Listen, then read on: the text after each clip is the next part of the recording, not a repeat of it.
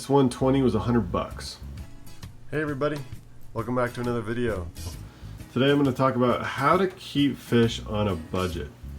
This one's a really important topic. This hobby can get very expensive, and 99% of people out there don't have infinite money just to splurge on fish tanks, equipment, and fish themselves.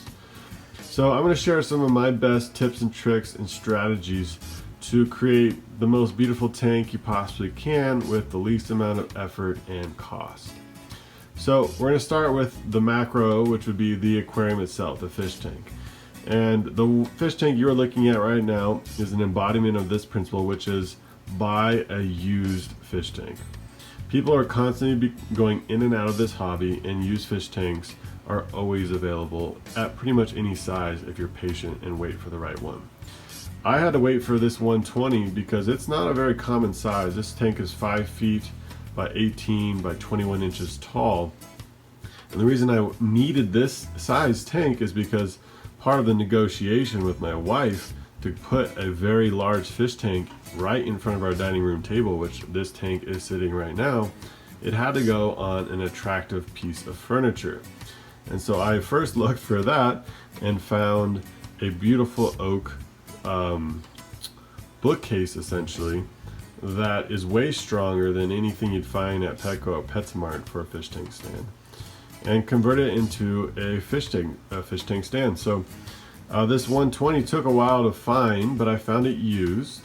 And the general rule of thumb with finding a used tank is you need to make sure that it was stored indoors and not in freezing temperatures. If it was ever in freezing temperatures, like in a garage or a shed or something of that nature, you're going to need to reseal the tank. I live in Colorado, clearly it freezes here, and this fish tank was in a garage. So I went ahead and resealed this tank. I'm going to put a link down in the comments below where the video that I used to do that. It's the king of DIY. He's a great guy, has a lot of great informational videos, and I followed his advice step by step, and it honestly is not that hard. This is a pretty big tank, and it took me maybe 2 hours to reseal the tank.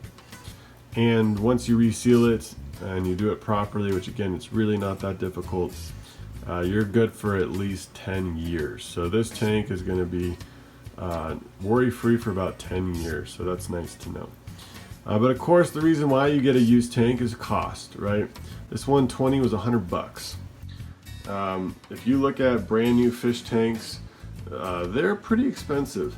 So especially when you're buying larger tanks, you know, if you're buying a smaller tank, sometimes you can get a deal at Petco, at PetSmart when they're doing their $1 per gallon. Like if you're getting a 29-gallon tank for 29 bucks, like you might find it a bit cheaper on Craigslist or Facebook Marketplace, but not substantially. And then you know it's sealed properly. You don't have to worry about it. It's brand new. But the $1 per gallon, I believe, ends at 40 gallons or 55 gallons. So if you're trying to get a bigger tank, used is great. And honestly, even if you're getting a smaller tank, the reason why used is so great is it often will come with everything you need. You're already going to get your filter, your lights, your hood, your stand. You know, if you buy a 29-gallon tank for $29 at Petco, you still need to buy a filter. You still need to buy a stand. You still need to buy a lid and a light and decor, etc. So scour those Craigslist pages, scour Facebook Marketplace, and look for the right tank for you. That's step number one. Once you have your tank, as far as, again, continuing to be budget-minded, which I already mentioned, is often when you find used aquariums on the internet, they often come with a lot of items. So trying to find certain things. I've even bought a tank, for example, a small tank that had the filter I wanted for a different tank because the price was so good that it was worth it just to get the filter.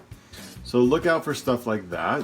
You know, see it basically as much as you can get used will really behoove you long run, because again, people are constantly going in and out of this hobby, and a lot of people are just trying to get rid of stuff. So look out for anything used on this list. The other thing besides just the equipment, right? So you're looking on Craigslist, so you're going on Facebook, you're looking for the tank, you're looking for filters, you're looking for lights, etc. The other thing that you're going to want to start looking at is alternative ways to get decor and some of the equipment. So decor, for example, this is sand in here is from Home Depot. It's play sand. I think it was $3 for a 50-pound bag. And I have 150 pounds of sand in here. So, you know, about $9, $10 with tax. If you look at aquarium sand, it's very expensive. As far as driftwood, I got this again from a used tank. My 65-gallon tank came with these 2 giant pieces of driftwood. So that's a deal. Those are things to look out for. As far as plants, I got many of these plants in a used tank. I did get this large plant here, this smaller plant that is here, this larger plant here, and this smaller plant that's the same on the other side. I got those at Hobby Lobby. I wouldn't say those are the most budget-friendly plants. Hobby Lobby has really cool silk plants that are aquarium safe. They are a little pricey. These big ones are $15 each. Again, for some people that's not pricey. It's pretty much on par with large aquarium plants.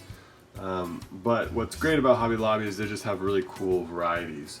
This rock came from my yard, so things like that. You do want to check. 99% of rocks out there are it's going to be a-okay in your tank. You just want to clean them well, but you can always ask you know, a Facebook group, or you know, do some research online. Make sure you are putting something in your tank that is safe. Another item that you can get at a hardware store that you know, when I got this tank, it had no lids, for example. So what I have here, this is the polycarbonate roofing plastic, right? You buy one sheet, cut it the size, you can make several lids for several fish tanks. So this is a great cheap alternative. I looked into plexiglass. It warps, don't do that. I did look at just buying glass, which you can buy at Home Depot in bulk. But then you have to cut it yourself, and it also of course can break. So I went with the polycarbonate roofing material, again DIY and super easy to cut, and away you go. Another thing is, and depending on what you're going for, of course. So this is a Cichlid community tank, and there is kind of a classic look, especially for the African tanks, but for other tanks as well, where you can see my background. I don't know if you've ever seen a true 3D background where the rock, it's, you know, usually rocky. Sometimes they have stump ones, but it's, you know, some kind of hard plastic rock or stump that's actually 3D, meaning coming out into the aquarium, and it's almost like a giant piece of decor, the background. They're very cool. Look them up. 3D backgrounds.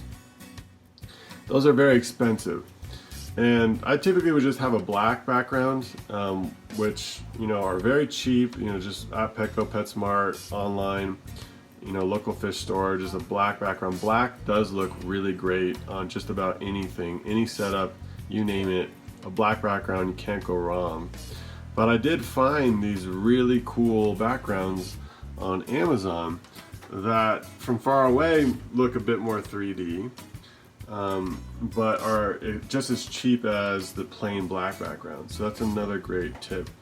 From a video perspective, or even when viewing, yes, would a 3D background in here look better? Yes. But again, my goal here is to have the most beautiful fish tank for the least amount of money and effort. And so finding backgrounds that add a lot of value and beauty, but that don't break the bank. The other item, which is obviously the fish themselves, the thing I would say there is watch the other video that I have on how to pick out male cichlids at your local fish store. That's the easiest way to get a cheap fish that will be a stunner in your tank. And if you follow those tips, it's almost bulletproof and guaranteed to get a male.